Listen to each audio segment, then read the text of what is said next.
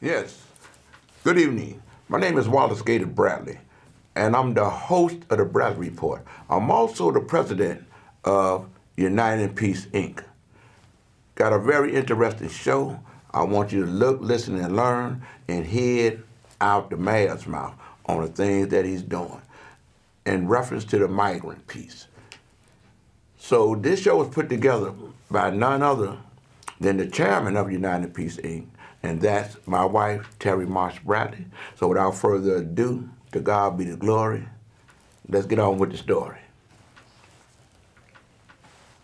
We got news from the governor. I'm sure you got it as well. That Brighton Park's a no-go. Can you first of all give us a reaction, and what would be the plan B now that you can't use this site? Yeah, well, first of all, the mission is still very much alive. I've said from the very beginning, especially as winter is approaching and the weather is shifting, is to get people out of police stations, women, children sleeping on the floors, those who are sleeping outside, to remove people from police districts. And we've been doing that work. In fact, I believe the latest number that I have, there were almost 4,000 people in police districts as well as the airport. That number is now down to under 500. And so that work continues because of the type of collaboration that we're bringing. And look, this site, when the state of Illinois took control over this contract, going into this agreement with Gator World, they fully understood that we were providing the necessary assessments to take a look at the environmental dynamics that exist that we figured because of bad toxicity and bad policies over the course of generations, that discovering toxicity there wasn't a surprise. And so as we were going through that process, the state of Illinois continued to build this base camp, knowing full well that we were providing this assessment. And so all of what we have done up until this point, continuing to bring people together, the state of Illinois knew that this assessment was happening and felt confident enough to continue to build on this site and to go into a contract with Gator World. Now look, there's been third-party validators that have indicated, Dr. Buchanan is one of them, the University of Illinois at Chicago, that this site is safe. The state did not provide any additional guidelines or any sort of methodology in which they were requiring us to go by. So we used the standards that were available to us. The site has been substantiated at being safe by third-party validators. And again, the contract that the state of Illinois went into with Gator World, as they continue to build out on this site, there was no indication throughout this entire process that a standard or a different methodology was preferable by the state of Illinois. Now, as far as our plan is still very much alive. As I said, that as we continue to remove people out of police districts, that assignment that I've given to my administration, we're working through that. And again, from 4,000 people that were sleeping outside or in police districts and an airport, we've reduced that number significantly down to 500. And we're going to continue to assess sites because the mission is still very much alive. We have to make sure that this migrant crisis and this mission, as you all know, is an international crisis. In fact, we have to continue to plan ahead. It's imperative. This time last year, between November and December, 8 buses came. Between 2 months this time last year. We've received over 80 buses alone just in the month of November. And so it's clear that forces that want to continue to send people to the city of Chicago, that have always been clear that we have to be forthright and plan ahead, and that's what we're going to continue to do. So, Mayor, an outdoor encampment, whether it's at Brighton Park or the one at 115th and Halsted, you're still on that mission of finding an outdoor encampment. Well, what our mission is to make sure that we are removing people off of the floors of police stations. And so we're still looking at brick and mortar, and this assignment, as I've put forth several months ago, where the base camp was an option for us to be able to address this crisis. That's the leadership that's required in this moment. That's the leadership that I've provided. So it's not just base camps, it's the continuous work to work with the faith community as we've done, but also to look at brick and mortar spaces. But we have to plan ahead, and part of that planning is looking at base camps. Yep. Mayor, was it a mistake to not be more forthright with what was found at that site? Because the report makes it clear that the testers were aware that there were mercury and other issues there in mid-November. So could your administration have not shared that sooner, and we could have moved on from this location Well, sooner? Is that a misstep on your part? Well, the agreement is with a private entity, so there are different processes that take place when it's a private space, right? Now, Just hold on, city has a land use agreement. hold on a second, okay? I appreciate you being patient. I really do. This private space and this agreement that the state of Illinois went into with Gator World, that because it is a private space, that there are processes and procedures that apply differently than a publicly owned space. What we've said all along, we've always been forthright that we were testing for environmental hazards. That was never a question of what our work entailed.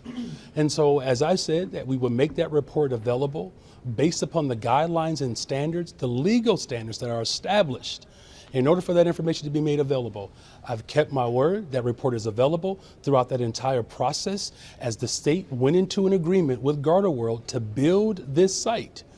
There was no discussions along the way throughout this entire process that the methodology that we were using or the standard and the guidelines that we were using established by the Illinois Environmental Protection Agency, that there was no additional information that was provided that would have led us to believe that this particular report that has been validated to be safe by third parties, that somehow that operation will be halted.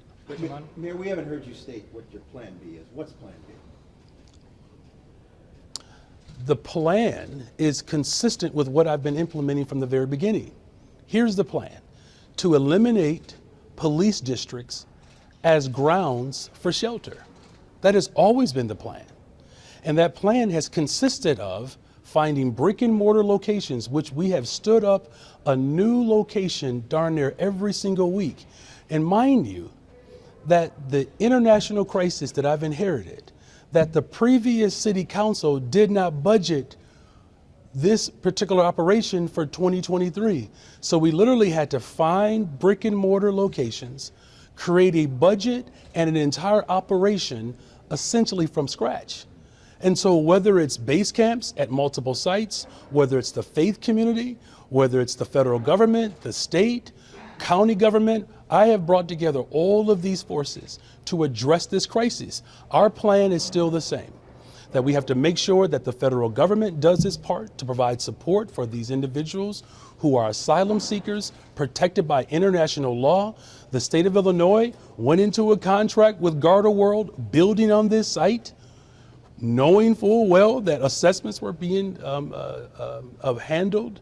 And keep in mind, whether it's brick and mortar spots, base camps, there's a location that I know that you all are reporting on, an old CVS, I believe it was.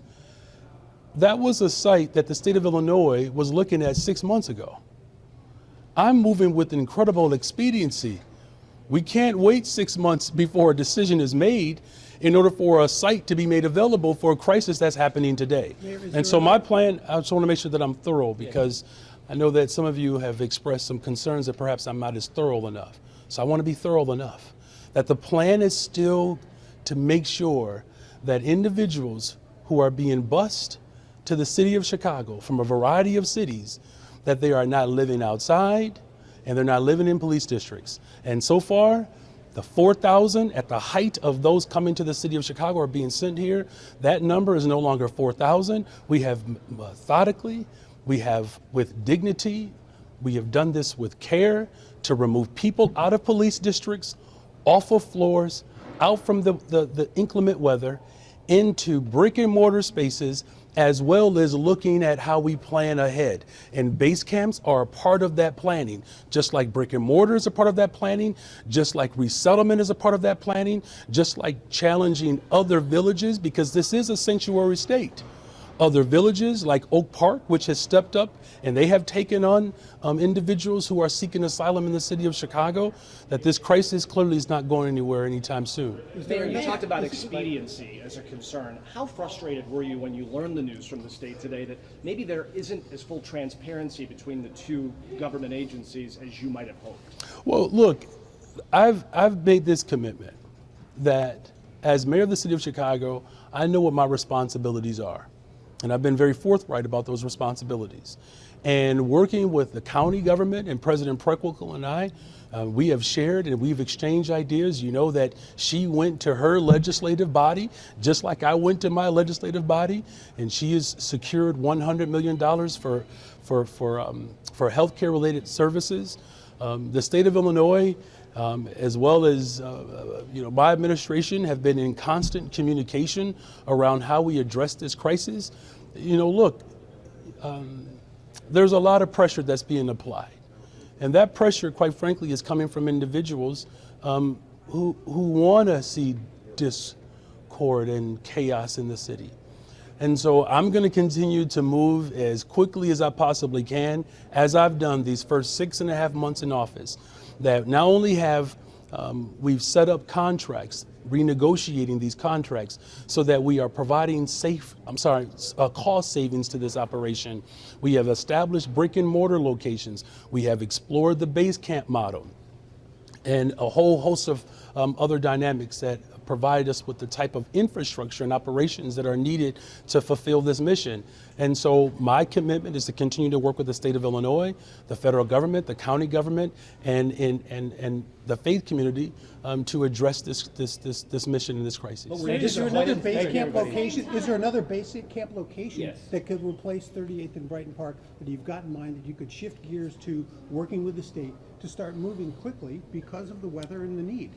There are multiple sites that we've looked at. You all are aware that we had an entire ordinance in resolution centered around 115th and Halsted, and this is why leadership is important. Because, what I guess what I'm trying to offer is this: if you just give me a chance to answer the question, is that whether it's 115th and Halsted that has already been identified, as other folks have asked for Plan B, I've been planning for Plan B, C, and D, and F, E, and F from the very moment that I became the mayor of the city of Chicago. And so whether it's 115th in Halsted or 38th in California or any other brick and mortar location that we've identified that can serve the purpose of this mission, know that my administration is planning ahead. So thank you all very much. Thank you. Thank you, Marianne. The wonderful thing about CAN TV, to me, is that we allow the people to see the full story as opposed to a 1 minute or a 2 minute, what can I say, statement. It was very important that my viewing audience, what I just shared with you. Because there's a lot of rumors out there that say the governor is mad with the mayor and this and that, and nobody cares about the migrants. The mayor hasn't done nothing. Well, he explained to you what he has done. I got another piece I want you to see, because it's dealing with how the road buses are dropping off migrants. They even try to drop them off in Cicero, to the point Cicero police had to let them know they was going to charge them $30,000. They hurried up, got back on the bus, and shot them to Chicago. Could you play that piece for me?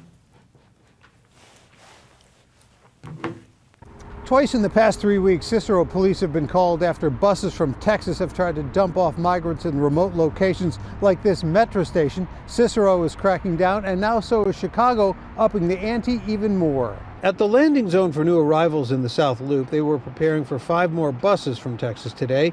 Bus companies have been told they must arrive during certain hours and provide advance notice or face a $5,000 fine. That's prompted 2 recent buses, including one on Wednesday, to try and avoid the fines by dropping off around 40 migrants here at the metro station in Cicero. They had the white blankets that they gave down in Texas, but they were shivering.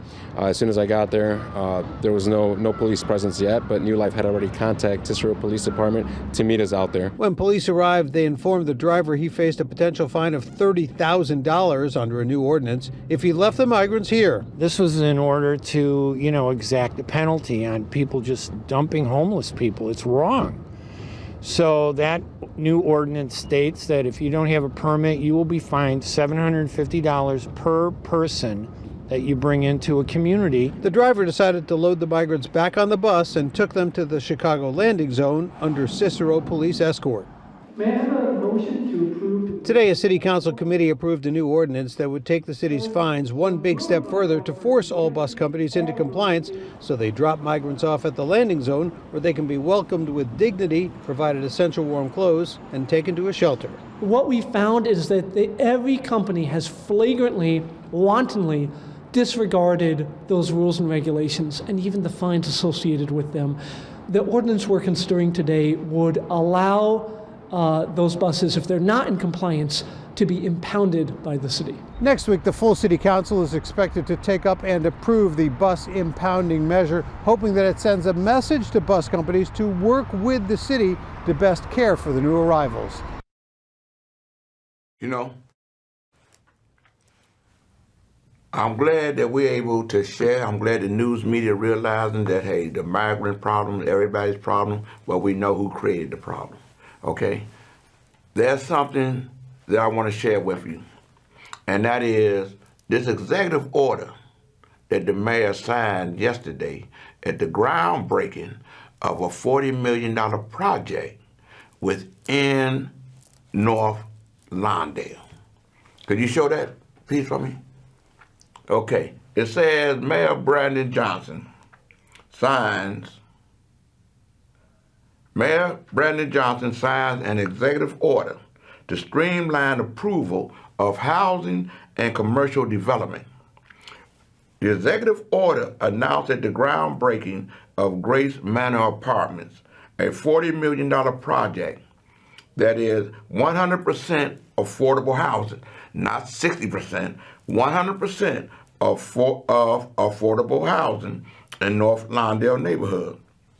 In an effort to make commercial and housing development processes more efficient across Chicago, yesterday, Mayor Brandon Johnson signed an executive order aimed at streamlining city approvals. This executive order requires 14 city departments to elevate their existing processes and propose solutions that facilitate development by removing bottlenecks and accelerating review and approval timelines.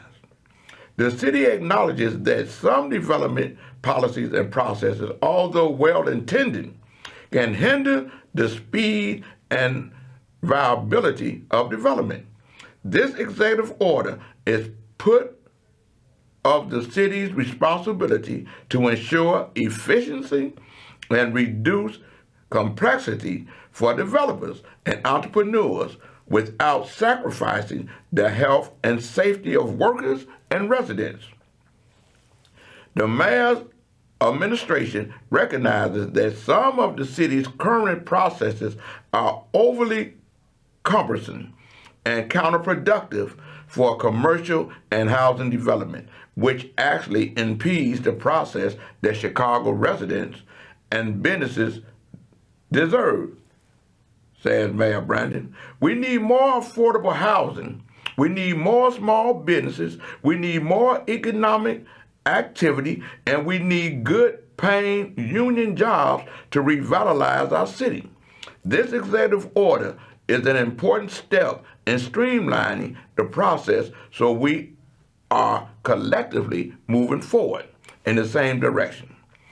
Mayor Johnson announced the executive order yesterday at the groundbreaking of Grace Manor Apartments, a $40 million project that is 100% affordable housing within Chicago's North Lawndale neighborhood. The ground floor will be utilized for community and commercial tenants, including health and wellness service providers, as well as job training and wealth building classes, while the second through the sixth floors would include 65 affordable housing units with a unit mix of 31 one-bedrooms and 34 two-bedrooms, complete with a rooftop deck on the sixth floor. The building was developed by East Lake Management Corporation in partnership with Grace at Jerusalem Community Development Corporation. The executive order will require relevant departments within 90 days of the order's instance to submit a report to the Deputy Mayor of Business and Neighborhood Development, Kenya Merritt, on proposed changes to streamline processes and insensitize commercial and housing development. Established a director of process improvement in the mayor's office tasked with managing implementation across city departments and sister agencies. The relevant departments required to submit the report to the Deputy Mayor of Business and Neighborhood Development on proposed changes to streamline processes and insensitize the creation of more housing and commercial development are Department of Assets, Information and Services, Department of Buildings, Department of Business Affairs and Consumer Protections, Department of Environment, Department of Finance, Department of Housing, Department of Law, Department of Planning and Development, Department of Procurement Services, and the Department of Technology Innovation, the Department of Transportation, the Department of Water Management, and the Mayor's Office for People with Disabilities. The Office of Budget and Management. Chicago is grappling with affordable housing shortage and disinvested business corridors disproportionately located on the south and west side. That's the wonderful thing that the mayor is doing. That's the wonderful thing that he picked Kenya Merritt, a young lady from the west side of the city of Chicago, to be his deputy mayor to make sure everything is down. They eradicating the red tape. That's a wonderful thing. Get rid of the red within a blue city. So without further ado, I want to say thank you and happy holidays to you. Stay prayerful, stay warm, and to God be the glory. That's my story.